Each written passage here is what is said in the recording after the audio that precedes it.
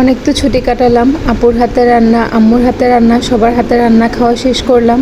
এবার নিজের রান্নাঘরে ফিরে এসেছি, নিজের রান্না করার পালা। এতদিন তো আর ছুটি কাটানো যায় না। তো আজকে রান্না করেছিলাম পাঙ্গাস মাছ দিয়ে পুঁই শাক।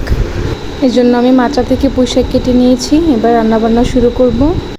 সব কিছু গুছিয়ে চলে এসেছি। আসলে সব কিছু গুছিয়ে একবারে বসলে রান্না করতে বেশিক্ষণ লাগে না। এখানে আমি আলু কেটে নিয়েছি, পুঁই শাকে দেবো, সাথে পুঁই শাক তো নিয়েছি, পাঙ্গাস মাছ নিয়েছি। প্রথমে লবণ হলুদ দিয়ে আমি মাছটা ভেজে নিচ্ছি, লাল লাল করে একটু ভেজে নেব, তাহলে খেতে ভালো লাগবে। এ পর্যায়ে আমার মাছটা ভাজা শেষ হয়ে গিয়েছে। এবার একই তেলে আমি আলুটা ভেজে নেব। আলুটা লাল লাল করে ভেজে নিয়েছি। এবার এর মধ্যে দিয়ে দেবো পেঁয়াজ রসুন বাটা, তার মধ্যে দিয়ে দিব শুকনো মশলা গুঁড়ো, লবণ হলুদ ধনিয়া মরিচ। এবার একটু পানি দিয়ে সব কিছু একসাথে কষিয়ে নিচ্ছি। মশলাটা কিন্তু কষানো শেষ। এবার দিয়ে দিচ্ছি পুঁই শাক কেটে রাখা। এবার পুঁই শাক আলু সব কিছু একসাথে সুন্দর করে কষিয়ে নেব। এ পর্যায়ে কিন্তু একদম ঢাকনা দেওয়া যাবে না, তাহলে শাকের কালারটা একদম নষ্ট হয়ে যাবে। সব কিছু কষানো শেষ। এ পর্যায়ে এবার দিয়ে দেব ঝোলের জন্য পানি।